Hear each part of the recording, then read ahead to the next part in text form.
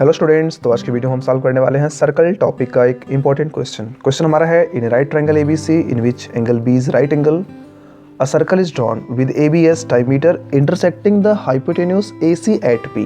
समझ रहे हैं? देखिए मैंने फिगर भी इसका ड्रा कर लिया। फिगर हमारा कैसा है, सर्कल हम ड्रा करेंगे AB को डायमीटर मान करके, और C है ये एक ट्राइंगल है। ये ट्राइंगल का जो हाइपोटेन्यूज AC है, जो कि B हमारा राइट एंगल B है, इसका जो हाइपोटेन्यूज AC है इस सर्कल को पॉइंट P पे टच करता है। फिर आगे लिख रहा है कि अगर कोई टेंजेंट हम ड्रा करें इसी पॉइंट P से तो वो BC को बाइसेक्ट करता है। यानी कि फिगर्स को देखें तो अगर मान लीजिए P से आप कोई टेंजेंट लेकर आते हो, मान लेते हैं उसका नाम है PQ, तो जो PQ है इस राइट एंगल ट्राइंगल की BC साइड को बाइसेक्ट करेगा। इसका मतलब ये हो गया कि हमको प्रूफ करके बताना है कि Q बाइसेक्ट BC, या ऐसे बोल दे कि हमको प्रूफ करना है कि जो लेंथ होगी BQ की वही लेंथ हो जाएगी QC की। मतलब हमें इस पार्ट को इस पार्ट के बराबर प्रूफ करना है। और हमें क्या बातें दी गई हैं, तो हमारा ये एंगल जो B है ये पूरा राइट एंगल है।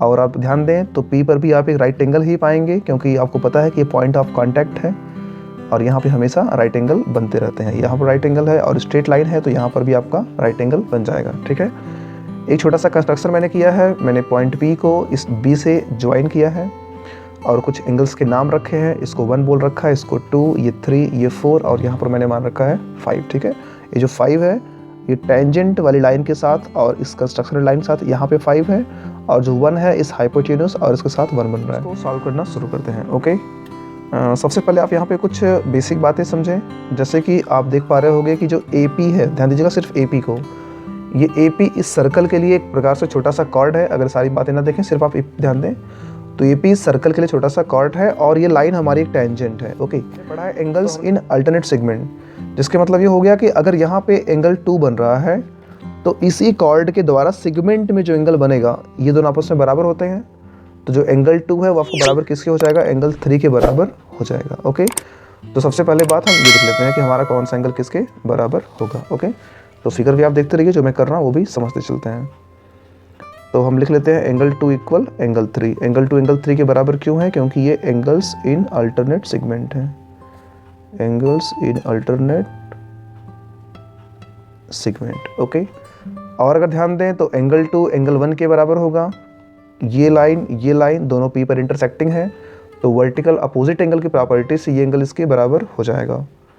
और आपका जो एंगल 1 है वो किसके बराबर है, एंगल 2 के बराबर है, क्योंकि ये वर्टिकल अपोजिट एंगल्स हैं। ठीक है, अब देखिए एंगल्स मैं बराबर यहाँ पे कर रहा हूँ ताकि मैं एंगल को लेकर के मैं साइड को भी बराबर कर सकूं। जैसे आपने पढ़ा है कि अगर किसी ट्राइंगल में 2 एंगल बराबर होते हैं तो उन्हीं बराबर एंगल के सामने बनने वाली साइड्स भी बराबर ही होती हैं। ठीक है, तो ये एक्चुअली मेरा ये मोटिव है कि अगर मैं BQ इक्वल QC करना चाहता हूं तो मैं इनमें जो एंगल्स बन रहे हैं उन्हें बराबर कर सकूं, ताकि मैं साइड्स को भी ऐसे बराबर कर सकूं।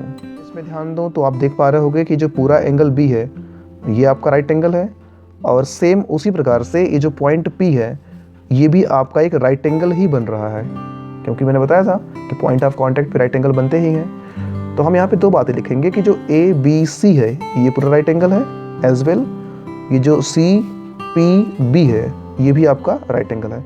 और मच एक बात देखिए, जो ये राइट एंगल है वो 3 और 4 इन दोनों का सम है। जो पॉइंट B पर राइट एंगल है वो 3 और 4 इन दोनों का सम है, और जो पॉइंट P पर राइट एंगल है ये 1 और 5 इन दोनों का सम है। अभी जो आपने यहाँ पे ऊपर लिखा है कि एंगल 2 इक्वल एंगल 3 और एंगल 1 इक्वल एंगल 2, इन दोनों के बेस पे आप एक बात और लिख पाओगे कि अगर 2 इक्वल 3 और यही 2 इक्वल 1 तो 1 भी इक्वल है 3 के। 1 भी इक्वल किसके है, 3 के है। ये दोनों इक्वेशन से अभी हमने इसको मतलब कि फाइंड कर लिया है। अच्छा ठीक है, अब समझिए इसका क्या फ़ायदा होगा।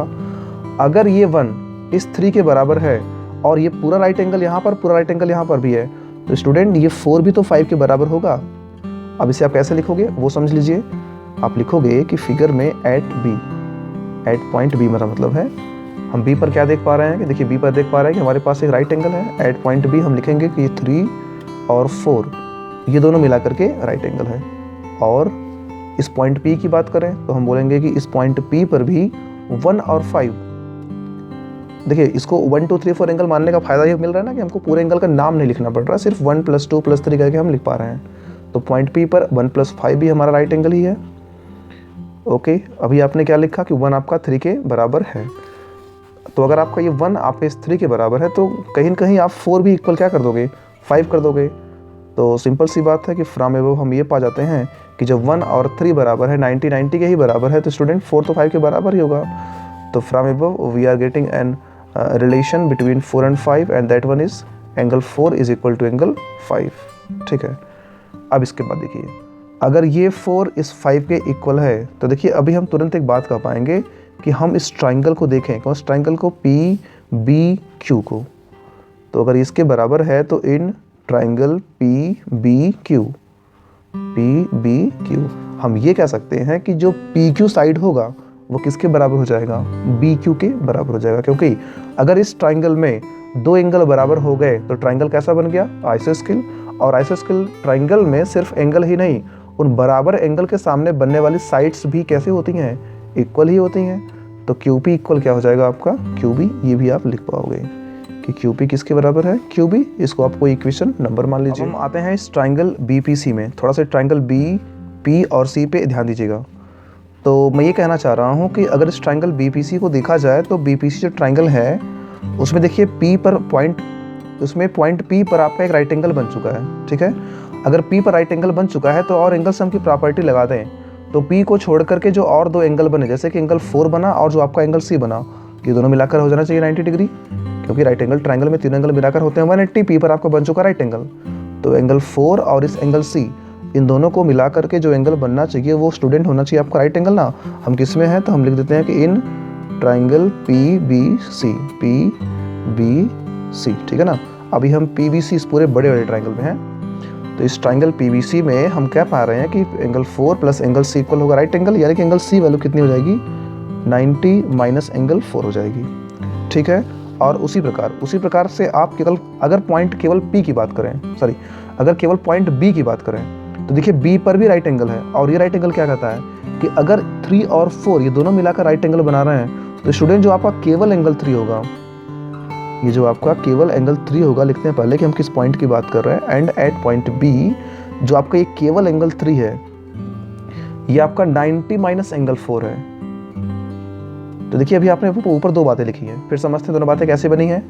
अगर आप पॉइंट सी को 4 के टर्म्स में लिखना चाहोगे तो लिखोगे ना कि सी इक्वल 90 माइनस 4, क्योंकि तीनों एंगल मिला के राइट एंगल, ये आप तीनों एंगल मिला के 180 डिग्री, ये आपका राइट एंगल बन चुका है। तो जो सी होगा वो हो जाएगा 90 माइनस 4। ये तो क्लियर है। ठीक है, उसी प्रकार से अगर पॉइंट हम बी पर आ जाएं तो बी पर हम वापस से एक राइट एंगल पा रहे हैं, और ये राइट एंगल 3 और 4 ये दोनों एंगल मिला के फॉर्म कर रहे हैं।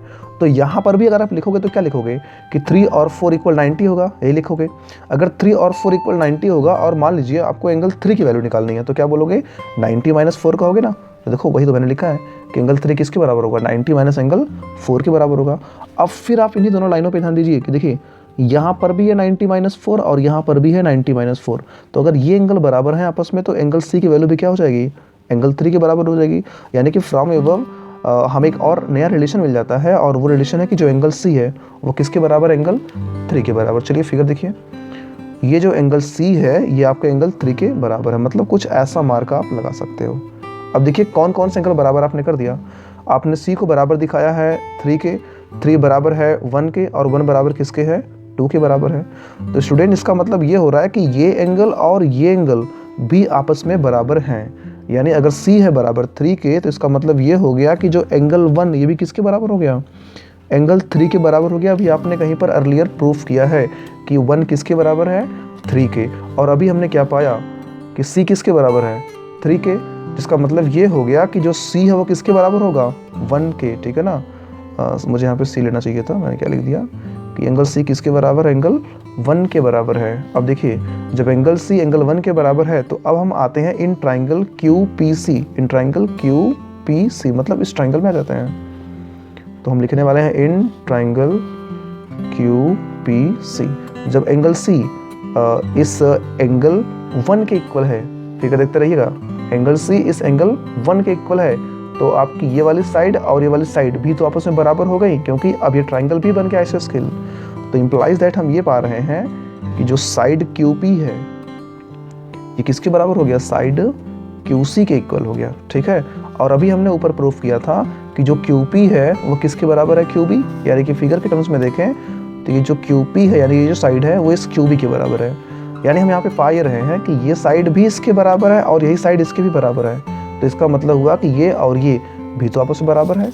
यानी अगर इसको हम अगला इक्वेशन नंबर दे दें तो बस हमें इक्वेशन 1 और 2 आपस में कंपेयर करवा लेना है और तुरंत हमें एक निष्कर्ष मिलेगा। और निष्कर्ष ये होगा कि अगर ये QP इस QB के बराबर है और फिर यही QP इस QC के बराबर है तो QB भी आपका QC के बराबर हो जाएगा। ओके, तो इस प्रकार से आपका ये प्रूफ हो जाएगा।